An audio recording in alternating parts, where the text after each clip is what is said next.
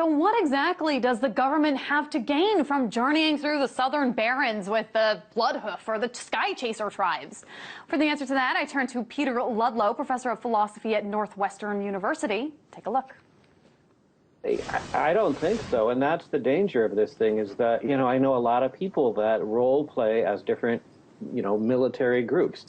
And, some people role play as elves, some role play as orcs, and some of them are in there role playing as terrorists and they're, attacking a mafia group and so forth.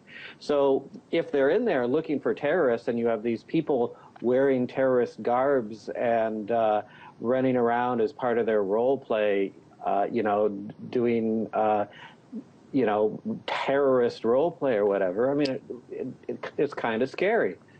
And there are some games that do, in fact, let you play the terrorist. So obviously, a lot of people play these games. One of the understandings when it comes to World of Warcraft or other digital video games is that there's a lot of other people in there. You can talk to them. You don't always necessarily know who they are. And a lot of people don't take video games very seriously. Is it a big deal that these games were being surveilled at all?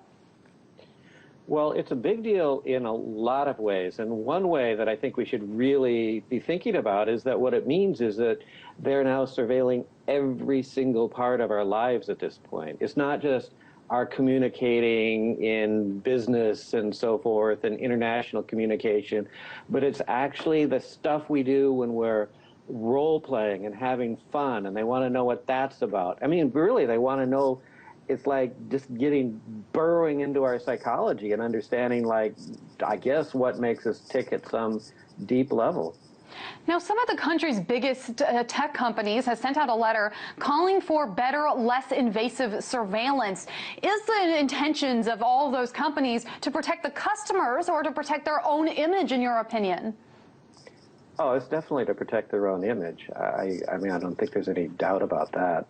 It's one thing that's somewhat disturbing here is that in this particular case, with Second Life, the chief technology officer of Second Life, Corey Andraka, actually went to Fort Meade and had a brown bag lunch with the NSA people. And I mean, I know Corey, he's a friend of mine, he's a great guy, but this was not a smart thing to do.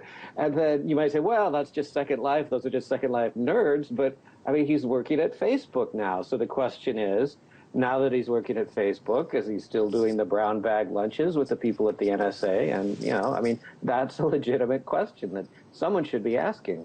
So are these tech companies calling for anything in specific, anything that could better protect your or my digital privacy rights? I mean, I haven't heard of anything that they're actually doing. All I've heard so far is some complaining. I mean, in a way, it's almost like crocodile tears because here Google and Facebook did all this stuff to basically expose everything we do and gather this information, and then all of a sudden they're shocked when it gets into the wrong hands or when they find out that the NSA has access to it.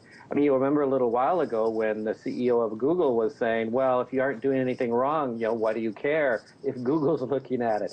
And then he just completely changed his tune when he found out that the NSA was tapping into the sort of Google streams. So I haven't seen any positive proposal coming out of tech except a lot of like gnashing of teeth and complaining. I mean, I haven't seen a single positive proposal coming out of those guys.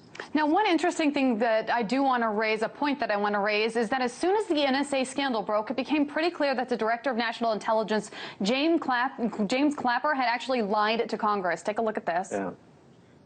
Does the NSA collect any type of data at all on millions or hundreds of millions of Americans? No, sir. It does not. Not wittingly. Now, these days, the author of the Patriot Act, Congressman James Sensenbrenner, is calling for Clapper to be prosecuted for lying to Congress. What do you think about those efforts? Do you think they'll actually go anywhere? I don't think they're going to go anywhere. I mean, clearly he lied. Clearly it was contempt of Congress. But people in that position don't get put on trial. They don't, they get a pass. And he probably knew that going in, and that's why people keep lying. And, there's no cost to lying to Congress if you are in the national defense industry, as it were. Thank you so much for weighing in on all things NSA. Peter Ludlow, professor of philosophy at Northwestern University.